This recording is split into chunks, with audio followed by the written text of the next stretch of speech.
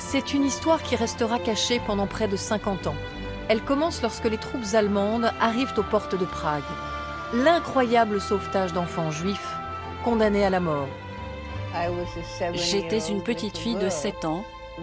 Beaucoup de gens avaient peur. Je savais que j'étais juive.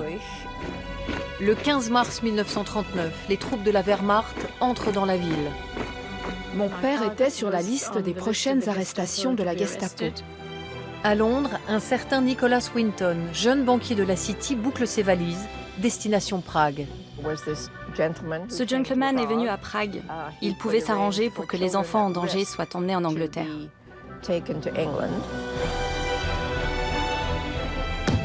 Dans sa chambre d'hôtel, Nicholas Winton se fait faussaire et imprimeur de faux passeports et visas. Voilà les 2 photos qui ont été prises pour nos passeports. Winton a acheté le silence des nazis. Des centaines d'enfants se dirigent vers la gare de Prague. En quelques mois, 8 trains quittent la ville. Mon père pleurait. Pour moi, c'était ça le plus choquant. C'était une vraie souffrance. Une étiquette et un numéro pour chaque enfant. Un billet pour la liberté. Et ils nous ont mis des étiquettes autour du cou avec un numéro. Un voyage sans retour pour des enfants devenus orphelins. À l'extérieur, toutes les personnes pleuraient. Tout le monde disait « à bientôt ». C'est la dernière fois que 85% des enfants ont vu leurs parents. 669 enfants juifs de Prague seront sauvés et Nicholas Winton ne parlera plus jamais de cette histoire.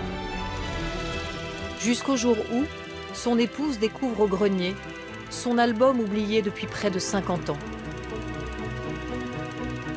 Elle le confie alors à une célèbre journaliste. This is his scrapbook. Invité à une émission populaire de la BBC en 1988, Nicholas Winton découvre stupéfait qu'il est assis au milieu des enfants qu'il a sauvés.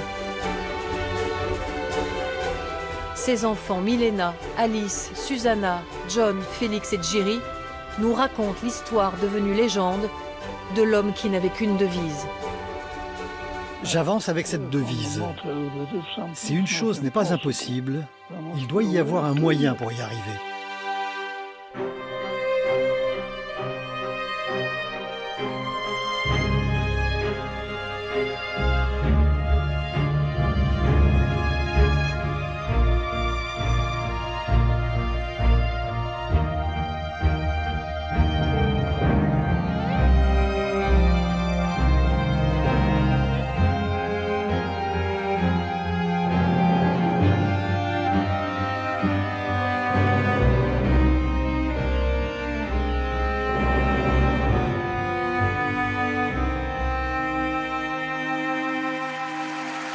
Le 28 février 1988, un miracle télévisuel se produit.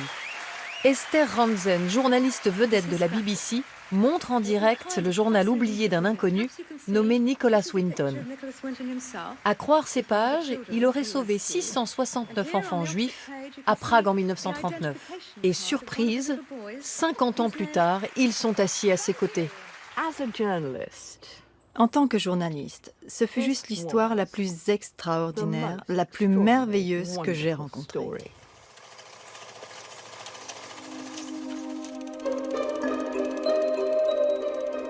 Tout commence un après-midi de l'hiver 1987, dans la banlieue de Londres, quand Madame Winton range son grenier. Au fond d'une vieille valise, un album de cuir semble l'attendre.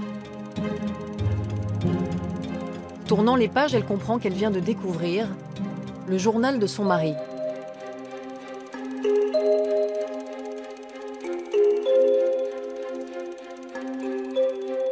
Documents, rapports, photos, tout lui indique que son époux, Nicholas Winton, a participé à une extraordinaire mission de sauvetage d'enfants à la veille de la Seconde Guerre mondiale.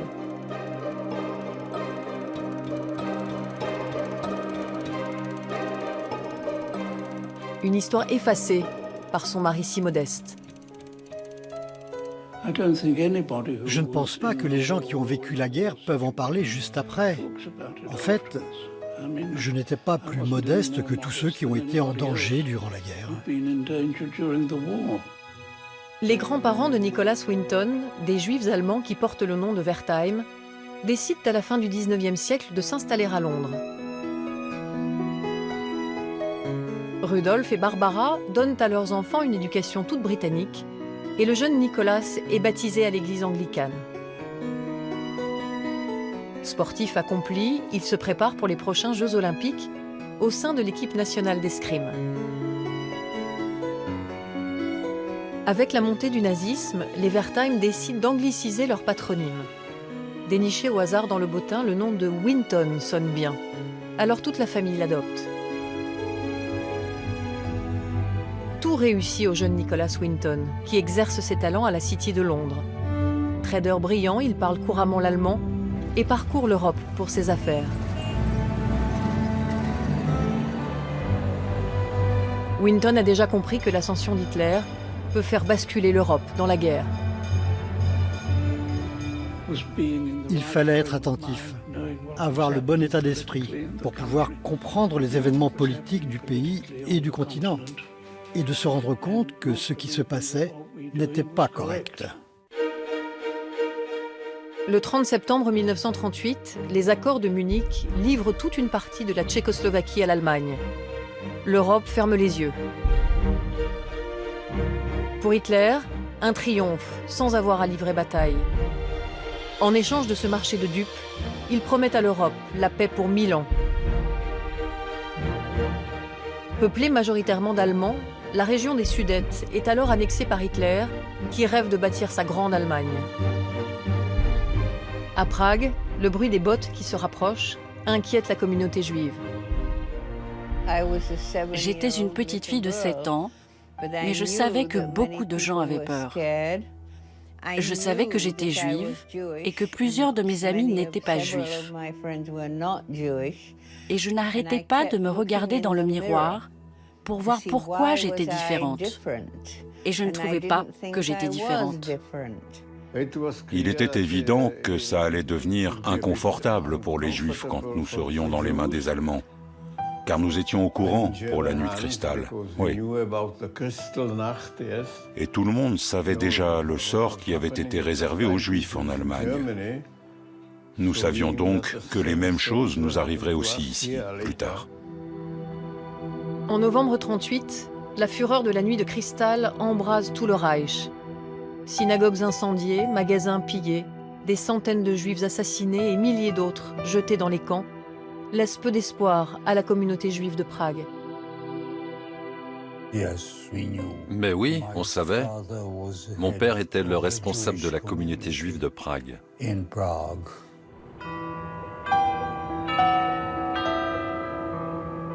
À Londres, assoupi sous la neige, on ne rêve que de paix. Hitler l'a promise et Noël approche. Nicholas Winton, qui a fêté ses 29 ans, prépare ses vacances d'hiver. Direction la Suisse. Son salaire de trader lui permet ce luxe. Alors qu'il prépare sa valise et ses skis, un appel téléphonique va bouleverser ses plans et changer sa vie à jamais. Juste avant Noël, en 1938, mon père s'apprêtait à partir en vacances au ski avec son ami proche Martin Blake. Il a reçu un appel téléphonique et Martin lui a dit qu'il ne partait plus skier.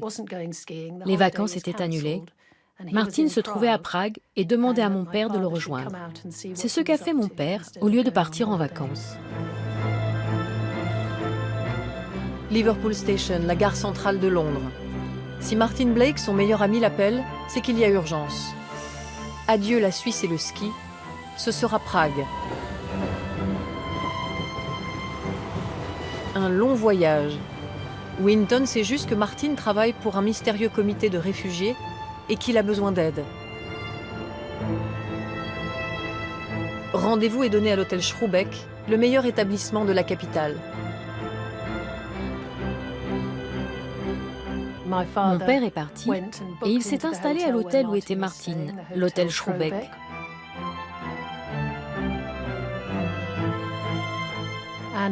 Et la première chose que Martin a faite, c'est de présenter mon père à Doreen Wariner, la dame avec laquelle il travaillait et qui dirigeait le bureau de Prague du comité britannique pour les réfugiés venant de Tchécoslovaquie. Et après quelques jours, Doreen lui proposa de sortir pour aller voir un des camps de réfugiés.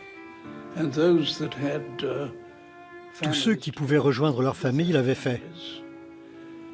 Mais beaucoup de ceux qui étaient en danger à cause d'Hitler étaient placés dans des camps en plein hiver. Et c'est dans ces camps que j'ai vu ce qui était en train de se passer. Un choc pour le jeune trader. Juifs allemands et autrichiens fuyant les persécutions nazies. Juifs tchécoslovaques chassés des territoires des Sudètes. Tous s'entassent dans des camps misérables en bordure de Prague. La vision des enfants livrés au froid et affamés le bouleverse. Oublié le ski et les vacances, Winton décide d'agir. Dans l'urgence, le jeune banquier se fait faussaire. Avec un tampon trafiqué et le véritable papier en tête du comité pour les réfugiés, il invente, il crée une section enfants. Un coup de génie, une mystification parfaite. Quelques télégrammes à Londres, au Home Office, le ministère de l'Intérieur, trompent les autorités et officialisent l'affaire. Une véritable course s'engage, car même si les Allemands ne sont pas encore à Prague, les agents de la Gestapo, eux, ont commencé leur chasse aux opposants et aux Juifs. Mon père a reçu un message. Il devait partir tout de suite car son nom était sur la liste des prochaines arrestations de la Gestapo. Et d'un coup, mon père a disparu.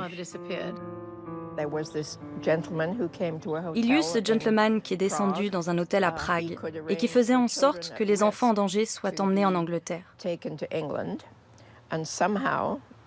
Ma mère l'a appris et est allée à l'hôtel Schrubeck avec la photo de Milena et moi.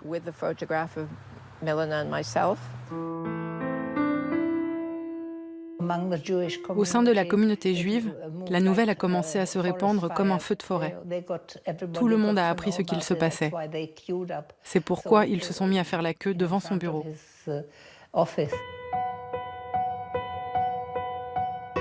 La chambre de Winton est devenue le bureau du comité.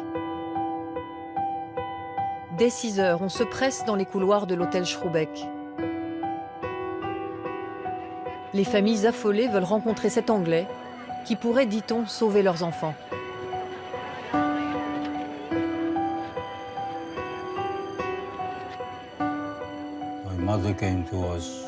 Ma mère est venue nous voir et nous a demandé de l'accompagner pour nous rendre à Wenceslas Square, dans un hôtel où il y avait des gens que nous devions rencontrer.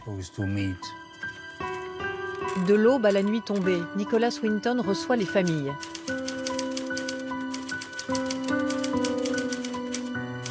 Parfaitement organisé et formé par ses années passées dans les banques, il enregistre et organise ses listes d'enfants en danger.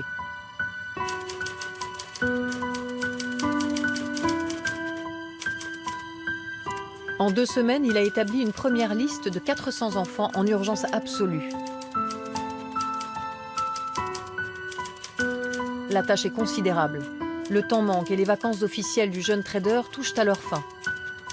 Alors il adresse une ultime requête à ses patrons de Londres. Il a donc écrit à son patron à Londres en disant « J'ai besoin d'une autre semaine de vacances. Je participe aux efforts pour venir en aide aux réfugiés ici. » Et il a reçu une lettre en retour disant « C'est très bien de travailler avec les réfugiés, mais on ne sait pas vraiment ce qui se passe là-bas. On préférerait vraiment que vous reveniez ici pour nous faire gagner de l'argent. » Contraint de rentrer à Londres, Winton finance dans l'urgence l'ouverture d'un bureau à Prague. Il délègue à Trevor Chatwick, un jeune Anglais de confiance, la suite des opérations pragoises.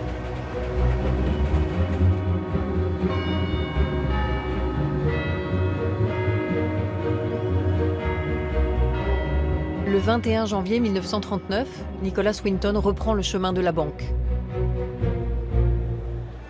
Pour lui, une seule obsession, obtenir l'autorisation des autorités anglaises de faire venir les enfants juifs de Prague. Le travail à la bourse se terminait vers 15h30. Mon père rentrait donc de la bourse quand les autres étaient probablement déjà là-bas à travailler. Il se joignait donc à eux et commençait ce qu'il appelait son vrai travail, en fin d'après-midi et en soirée. À Londres, au 3 Willow Road, la maison familiale, Nicholas Winton installe son bureau. Barbara, sa propre mère, et 2 volontaires bénévoles l'assistent. Le travail est colossal. Début février, les responsables du ministère ont enfin donné leur accord à la venue des enfants. Leurs conditions sont simples, une famille d'accueil pour chaque réfugié et 50 livres en garantie pour financer le retour de l'enfant. Pour trouver des familles d'accueil, Winton prépare des catalogues avec 6 photos d'enfants par page. Une idée simple et efficace. Les catalogues sont envoyés aux journaux et à toutes les associations caritatives. Un afflux de courriers considérable et à la poste du quartier, on se pose des questions sur les activités de cet homme étrange. Il y a eu un policier qui a frappé à la porte pour demander « Pourquoi recevez-vous tout ce courrier de Tchécoslovaquie ?» Mon père a dû expliquer ce qu'il faisait. On commençait à le soupçonner d'être une sorte d'espion, d'agent de l'ennemi ou quelque chose comme ça. C'est ce que Nicky a envoyé dans toute l'Angleterre pour me trouver des parents. Il a envoyé nos photos à tous les magazines et journaux. Je dis toujours que j'ai été vendue par cette photo. Pour Winton, peu importe la méthode, seul le résultat compte. Et ça marche. De toute l'Angleterre, les réponses affluent. J'ai vu votre appel pour les 2 réfugiés tchèques. Et j'ai 2 lits qui sont libres avec personne. J'offrirai avec plaisir ma maison à une petite fille. Nous sommes sûrs que nous la rendrons heureuse. Nous n'avons malheureusement pas d'enfants. Je peux vous promettre que les 2 enfants tchèques auront la même place dans notre cœur que si c'était les nôtres. Les gens disaient « je veux un garçon ou une fille de tel âge ou tel âge ». Et il leur envoyait 6 enfants regroupés sur une carte et les gens en choisissaient un sur les 6. Les familles candidates à l'adoption se présentent au bureau de Willow Road. Des années plus tard, une des enfants, alors adoptée, appellera ce moment « la loterie de la vie ».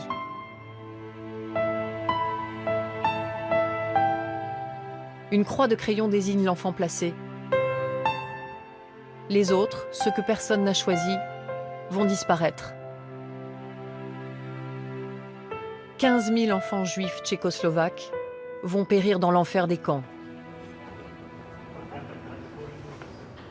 Dans la communauté juive, cependant, quelques voix s'élèvent contre les méthodes de Winton. Un jour, un groupe de rabbins est venu chez lui, lui disant qu'ils avaient entendu dire qu'il amenait des enfants juifs en Angleterre et qu'il les plaçait dans des foyers chrétiens et que cela devait cesser. Et Winton était très en colère. Il a dit, écoutez, tout d'abord, ce ne sont pas vos affaires. Et deuxièmement, préféreriez-vous un juif mort ou un juif vivant qui habite dans une famille chrétienne? Bonne journée.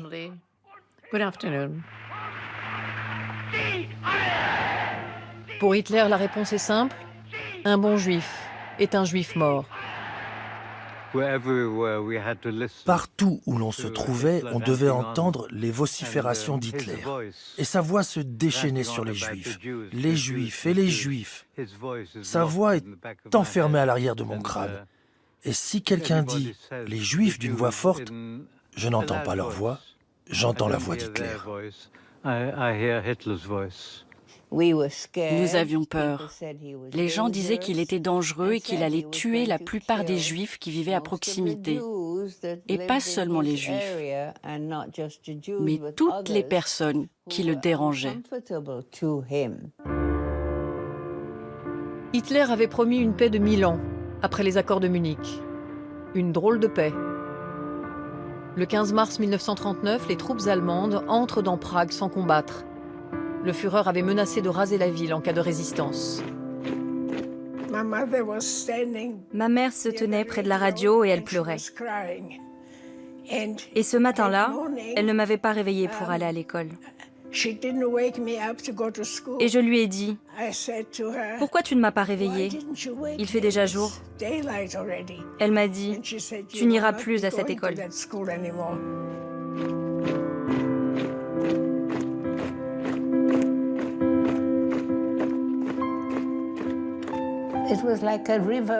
C'était comme une rivière grise. Les soldats allemands sur les motos et les sidecars, les camions remplis de soldats. Tout ça, c'était comme une rivière grise qui descendait le boulevard.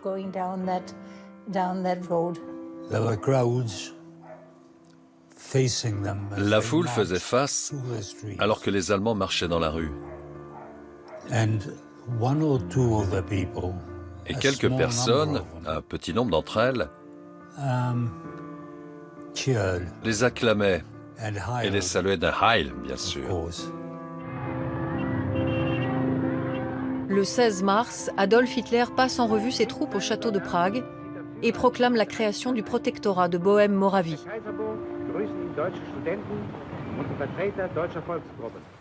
La Tchécoslovaquie n'existe plus.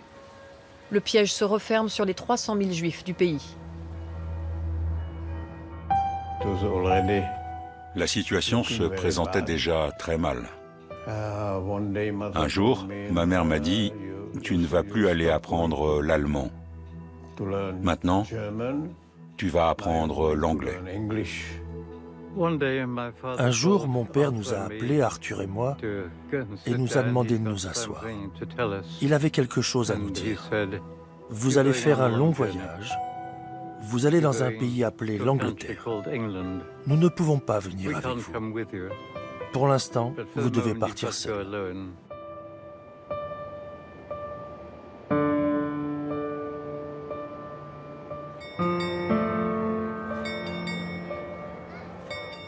Dans le bureau du comité, l'équipe s'active. Il faut préparer les derniers laissez-passer pour les enfants candidats au départ. Nicholas Winton a négocié avec la Gestapo et payé pour disposer de trains au départ de Prague. Voici 2 photos de mon frère et moi. Elles ont été prises pour nos passeports avant le départ pour l'Angleterre. À Londres, les autorités n'ont toujours pas compris l'urgence de la situation. On ne croit pas à la guerre, alors on ne se presse guère pour délivrer les visas attendus. Peu importe pour Winton, si une chose n'est pas impossible, il doit y avoir un moyen d'y arriver. Il fait alors acheter clandestinement une presse pour imprimer de faux visas. Il faut faire vite, un nouveau train doit partir. Je me souviens que nous étions assis dans la cuisine, prenant le petit déjeuner tous ensemble. Quelqu'un a sonné à la porte, alors maman est allée ouvrir et elle a apporté un télégramme disant que nous partions déjà le 18. Et ce changement de date, que ce serait plus tôt, que je quitterais ma mère plus tôt, m'a fait pleurer. Et puis ça a fait pleurer ma mère aussi, le fait que je pleure. Elle s'est mise à pleurer.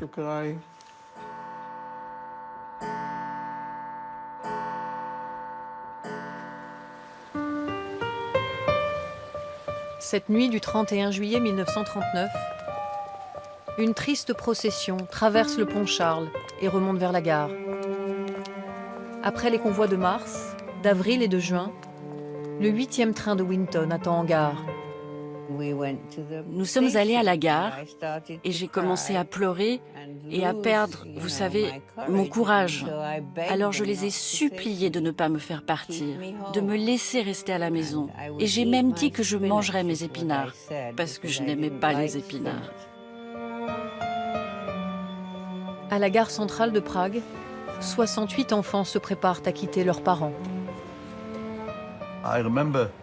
Je me rappelle la gare de Prague, je la vois encore.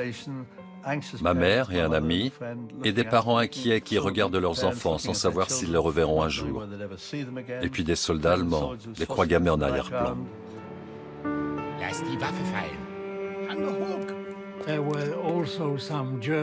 Il y avait aussi des soldats allemands, du moins je pense que c'était des Allemands en uniforme, qui vérifiaient leur liste. Pour les Allemands, c'est une opération juteuse. Winton les débarrasse d'enfants juifs et ils payent pour cela 1000 livres par départ de train, sans compter le prix des visas et les titres de transport. On nous a mis des étiquettes autour du cou et ici, il y avait un numéro. 3 étiquettes sont distribuées. 2 pour les bagages qui ne doivent contenir que des vêtements et 1 pour l'enfant. Bijoux et objets de valeur sont interdits, seules 10 marques de monnaie sont autorisées pour le voyage. L'étiquette était une étiquette de bagage ordinaire, de couleur marron sur un côté. Elle portait le numéro 639 et l'inscription British Refugee Committee. Dans notre cas, pour monter dans le train, on n'avait pas de billet. On avait une étiquette avec notre nom et notre numéro, et aussi un visa, un permis qui nous permettait de voyager.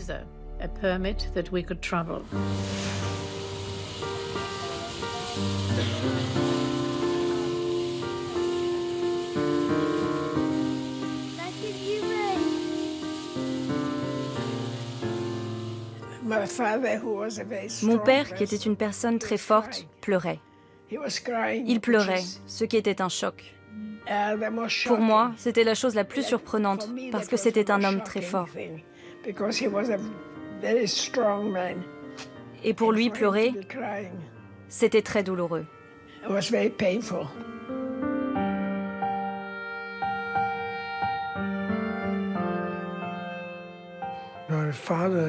Mon père m'a accompagné jusqu'à la plateforme et m'a dit de ne jamais mentir, de ne jamais voler et de bien étudier. Mais mon esprit était déjà dans le train. Beaucoup d'enfants pensent partir pour quelques jours, quelques semaines de vacances. Tous les parents n'ont pas pu leur avouer qu'ils les confiaient à de parfaits inconnus pour les sauver des nazis. Ce dont je me souviens le plus, c'est que j'étais dans le train, à l'intérieur du compartiment, et je regardais par les fenêtres vers l'extérieur, vers le quai. Et toutes les personnes dehors pleuraient. Ma mère s'est arrachée à mon père et a couru vers le train pour me serrer dans ses bras. Et je pleurais très fort. Et je n'arrêtais pas de dire « Pourquoi ? Pourquoi dois-je partir ? Ramène-moi à la maison. » Et elle a répondu « Nous te laissons partir parce que nous t'aimons. Nous voulons que tu puisses jouer, aller à l'école, apprendre toutes ces choses que tu ne peux pas faire ici, maintenant. »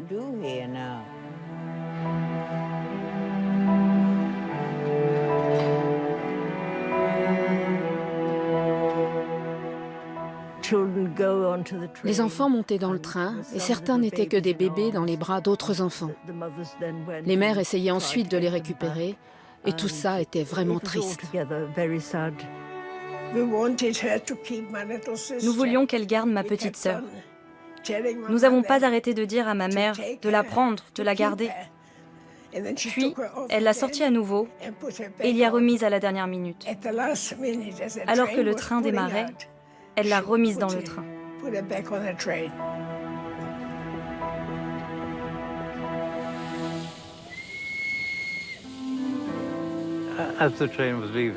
Alors que le train commençait à partir, ma mère a enlevé sa montre et me l'a passée par la fenêtre en me disant « C'est pour que tu te souviennes toujours de nous. »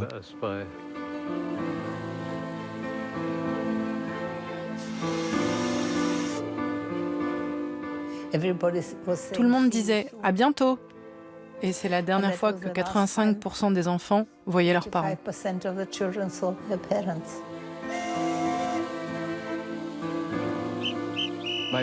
Mes parents disaient « Nous viendrons vous rejoindre très bientôt ». Je les ai crus. J'étais convaincu qu'ils viendraient très bientôt. Si je n'étais pas convaincu qu'ils viendraient nous chercher et que c'était sûrement la dernière fois que je les verrais, eh bien, je pense que je ne serais jamais parti. Bien sûr que non.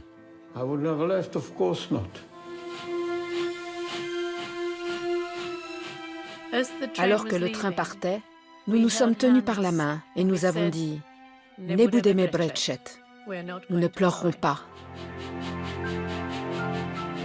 Les Allemands ont autorisé le départ des enfants âgés de quelques mois, à 17 ans. J'avais une petite valise, un sac à dos dans lequel je mettais mes sandwichs. Ma mère avait fait des sandwichs avec du salami et des saucisses tchèques. Et je me souviens que pendant le voyage, les soldats allemands regardaient de temps en temps à l'intérieur du compartiment. Les Allemands sont entrés, ils faisaient un bruit terrible et ils ont fouillé dans les bagages de tout le monde. Ils ont tout jeté par terre, ils ont tout piétiné.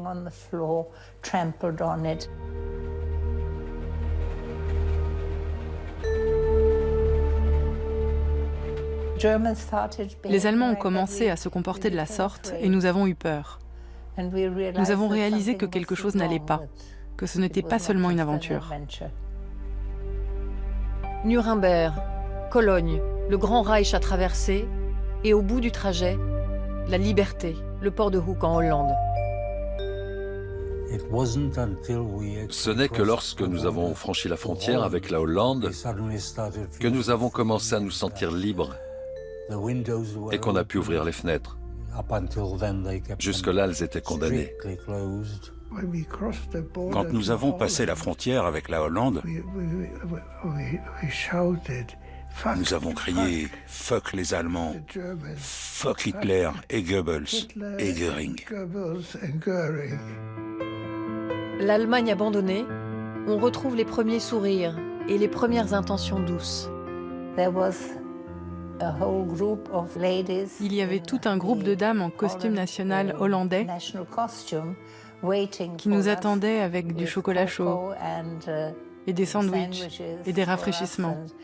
Et elles nous ont donné des sandwichs faits de pain blanc. Et aucun de nous n'a oublié ça, car ils étaient faits de pain blanc, ce que nous n'avions jamais vu auparavant. Quand les dames avec leurs chapeaux sont parties, on nous a emmenés sur un bateau, un grand bateau. Et c'était le bateau qui traversait le Channel.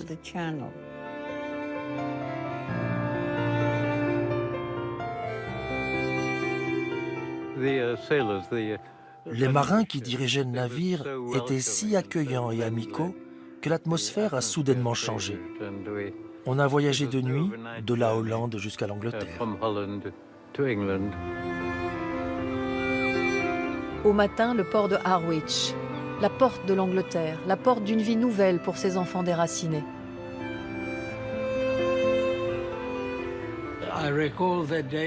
Je me souviens de la date de notre départ, qui était en fait mon anniversaire. Et je me suis souvent rappelé que je suis parti à l'âge de 13 ans. Et quand je suis arrivé en Angleterre, tout d'un coup, j'avais 14 ans. Du port, un dernier train pour rejoindre Londres. Venus de toute l'Angleterre, les parents adoptifs attendent leur enfant. Cet inconnu choisi sur une photo.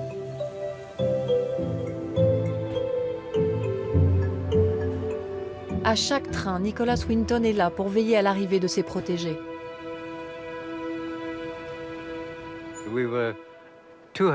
Et nous étions 200 enfants dans une grande salle avec nos noms autour du cou. Des hommes et des femmes anglais faisaient le tour du groupe, retournant nos étiquettes, cherchant les enfants qu'ils allaient accueillir et adopter. Un moment de confusion, on se cherche, on s'observe, première rencontre avec les parents adoptifs. Les enfants sont comme perdus, on les réconforte et le thé est servi. Il y avait des infirmières et elles m'ont tendu une tasse de thé anglais. C'était la boisson la plus choquante que j'ai jamais bue. C'était un thé des plus forts avec du lait dedans. Une dame nous a trouvé, mon frère et moi, et nous a emmenés à un bureau où elle a signé le registre et nous a fait sortir de la gare de Liverpool Street. Et la première chose que j'ai vue, c'était un bus à 2 étages. Je n'avais jamais rien vu d'aussi grand avant. J'étais sûr qu'il allait se retourner. C'était un moment assez effrayant en voyant ces énormes bus. Je n'avais jamais vu un truc comme ça. Accrochés à leurs nouveaux parents, les enfants partent vers des villes, des campagnes inconnues. Seul reste un groupe d'enfants, ceux trop âgés pour une adoption. Winton n'a pas trouvé de famille pour eux, mais tant pis pour les règles. Il ne voulait pas les abandonner à Prague. Rien n'est impossible pour Winton. Personne n'avait voulu s'occuper de deux garçons si grands.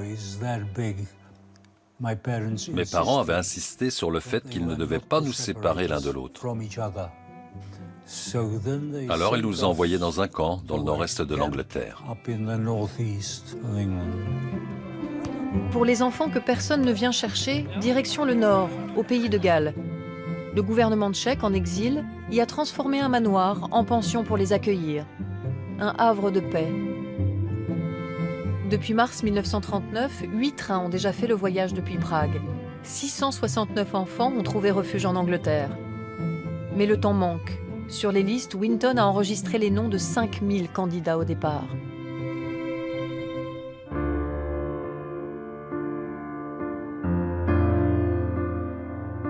Le soir tombe sur Prague. Nicolas et son équipe préparent le plus important de leur convoi. 250 enfants doivent quitter leurs parents pour Londres, où 250 familles adoptives les attendent.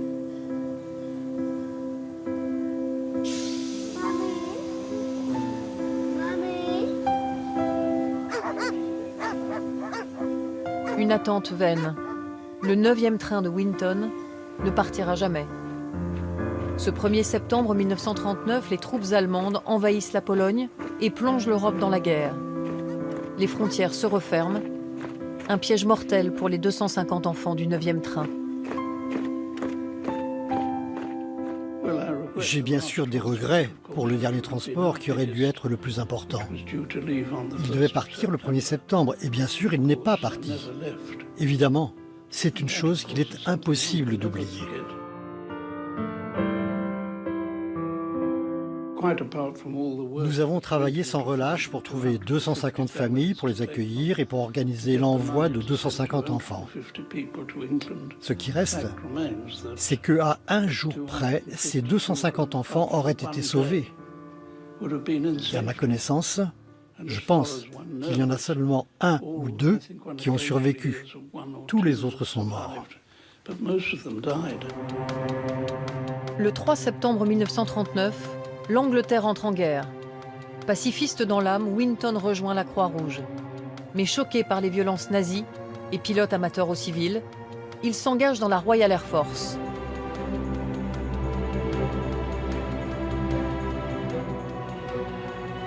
À la pension tchèque du pays de Galles, à l'écoute de la radio, les plus âgés des enfants veulent eux aussi s'engager.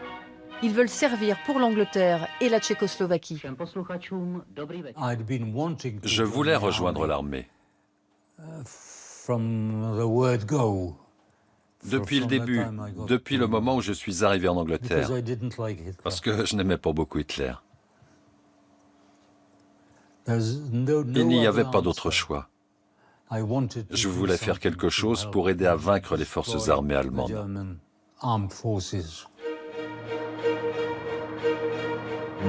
Jerry avait 15 ans à son arrivée en Angleterre. 3 années ont passé. À 18 ans, il peut enfin rejoindre la 311e escadrille, une unité tchèque au sein de la Royal Air Force britannique. Jerry, mitrailleur à bord d'un bombardier, participe au combat sur l'Atlantique. Jiří Kafka, Ben Abeles, ils sont plusieurs enfants de Prague à contribuer à la victoire des Alliés.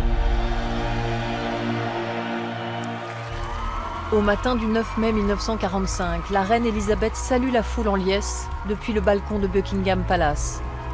6 années de guerre et on fête la victoire, le D-Day.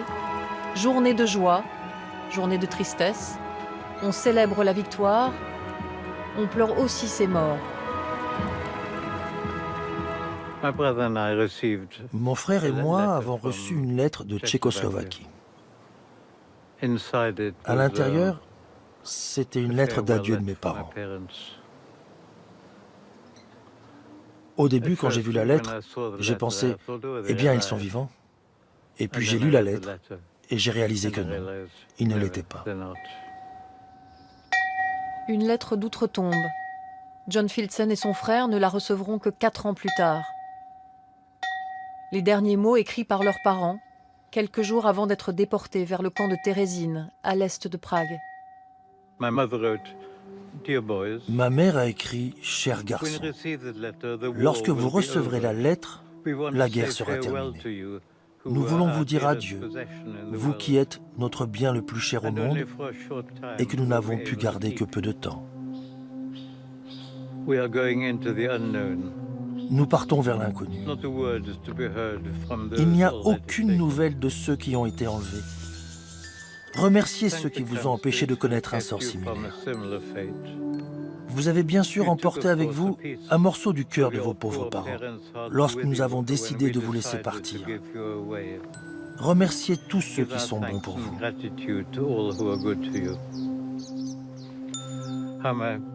Je ne sais pas comment mes parents ont pu écrire si tendrement, alors qu'ils savaient être sur le point de partir au camp. C'est une belle lettre, et je suis fier d'eux. Victimes de la faim et des coups, 33 000 Juifs meurent et sont incinérés au crématorium de Terezín. Les autres, près de 90 000, prennent le train. Destination Auschwitz. Cela a dû être une pensée rédemptrice pour les parents au moment où ils étaient dans les chambres à gaz, de savoir qu'ils avaient au moins sauvé leurs enfants.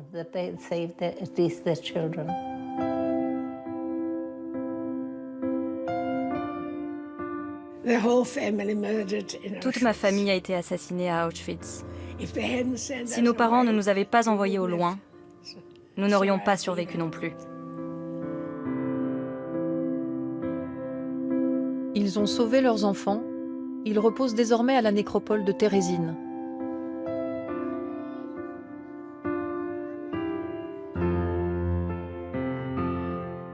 À la fin de la guerre, toutes les personnes qui sont restées dans ce pays, les enfants qui ont été recueillis par des familles anglaises, beaucoup ne voulaient pas y retourner parce qu'ils savaient qu'ils n'avaient plus de parents. Et nous nous sommes finalement dispersés dans 11 pays différents. La guerre terminée, Nicholas Winton n'est pas retourné travailler à la bourse. Il s'engage à l'OIR, l'Organisation internationale pour les réfugiés. Sa mission ? Retrouver les biens juifs spoliés par les nazis. À Paris, il rencontre Grete, une Danoise. Ils se marient, s'installent en banlieue de Londres, à Maidenhead. Ils ont 3 enfants, Nicholas, Barbara et Robin. En 1971, il se retire des affaires pour se consacrer à sa famille. Jusqu'au jour où une célèbre journaliste... J'étais dans mon bureau lorsque le téléphone a sonné. C'était une amie qui est rédactrice en chef d'un journal et elle m'a dit qu'un homme appelé Nicholas Winton était monté au grenier pour désencombrer, comme ça arrive de le faire.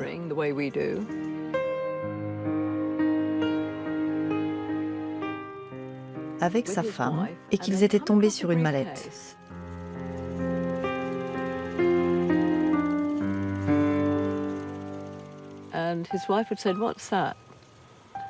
Et a trouvé dedans papier qui ressemble à ça. Et elle a dit « Qu'est-ce que c'est ?»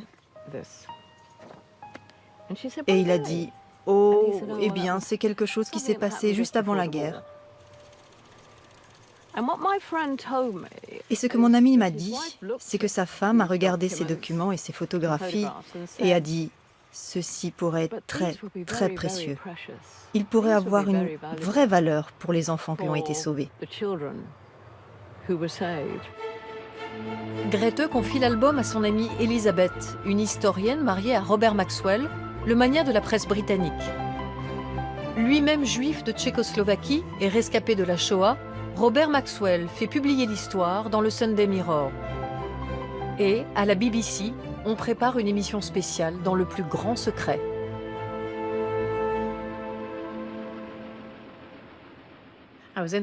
J'étais dans la cuisine, probablement en train de préparer le déjeuner. Le téléphone a sonné et la personne a dit « C'est Esther Rantzen ». Et Esther Rantzen était une personne très célèbre. Elle est toujours très célèbre. Et à cette époque, elle avait un programme régulier. C'était une émission très populaire. Nous avions 15, 18, 20 millions de téléspectateurs. Lorsqu'elle a dit « c'est Esther Rantzen », j'ai répondu « Ah oui, oui, je suis la reine d'Angleterre ».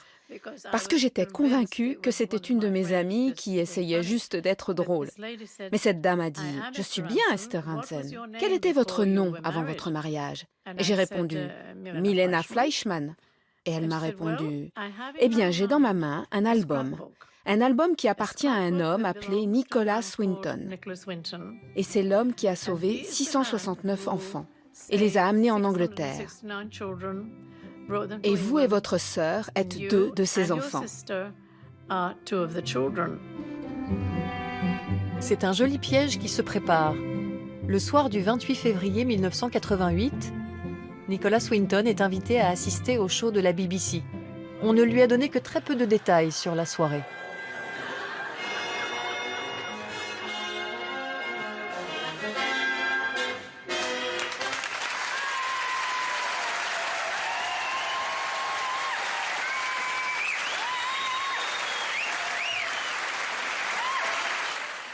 Il était donc assis entre ces 2 femmes et regardait cette émission sans savoir qui elles étaient. Elle savait qui il était. Et puis Esther Rantzen, la présentatrice, a parcouru l'album en pointant différents passages et elle est arrivée sur la liste vers la fin. Et voici son album avec toutes sortes de documents fascinants. Vous voyez ici la photo de Nicholas Winton avec un des enfants qu'il a sauvé. Et ici, sur la page d'en face, on peut voir la carte d'identité d'un petit garçon dont le nom est Hans Heinrich Feige.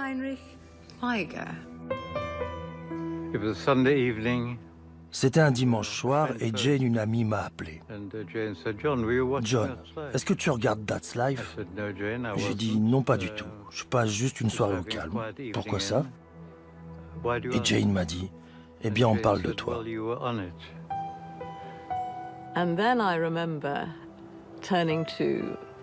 Et ensuite, je me souviens que je me suis tournée vers l'une des enfants devenue adulte, Vera Diamant. J'ai donné son nom et j'ai révélé qu'elle était assise à côté de Nicholas Winton. Vera Gissing est avec nous ce soir. Bonsoir Vera. Je dois vous dire que vous êtes assise à côté de Nicholas Winton.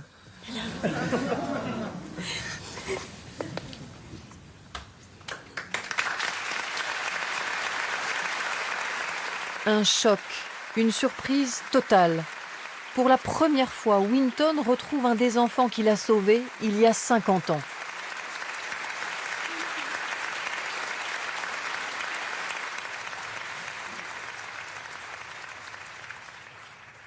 Je me suis donc arrêtée, je me suis levée de ma chaise, je suis sortie du plateau, je me suis mouchée, je me suis essuyé les yeux et je suis retournée sur le plateau et nous avons repris.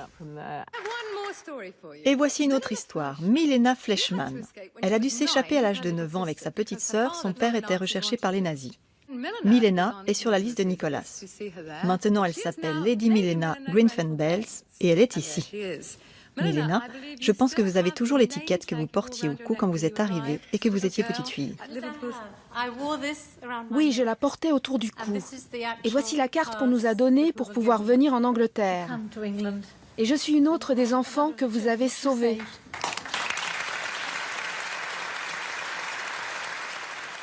Il était complètement pris de court. Il n'avait absolument pas idée que ça allait lui arriver. Et voilà que 40 ans plus tard, on se retrouvait assise à côté de Nicholas Winton, l'homme qui nous avait sauvé la vie. L'audience ce soir-là atteint des sommets. Esther Rantzen, la journaliste et productrice, décide alors de retrouver les autres enfants Winton. Et si d'autres enfants de Mr. Winton veulent nous téléphoner ou nous écrire, n'hésitez pas. Le Sunday Mirror a une ligne téléphonique ouverte dès maintenant.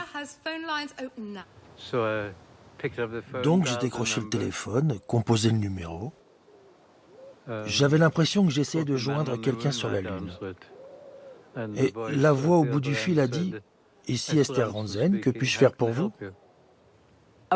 Évidemment, toute la semaine, on a eu des coups de fil et des lettres. Et donc, on a réinvité Nicholas Winton.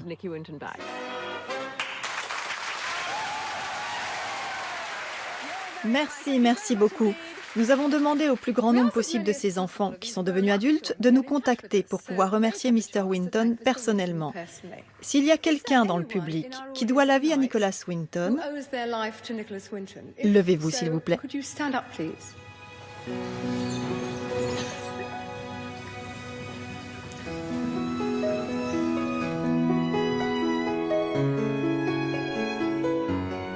Avec ces retrouvailles, la famille de Nicholas Winton vient de s'agrandir de plusieurs centaines d'enfants. Orphelins, ils retrouvent un père.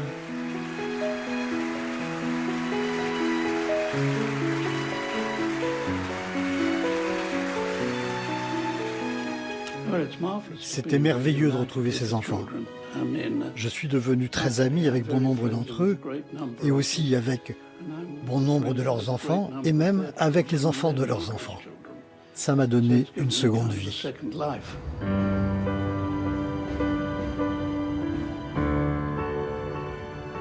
Pour fêter le centenaire de leur sauveur, ceux qui désormais se surnomment entre eux les enfants Winton affrètent à leur tour un train à Prague. Direction Londres pour revivre le chemin de la vie et de la liberté. Un extraordinaire anniversaire.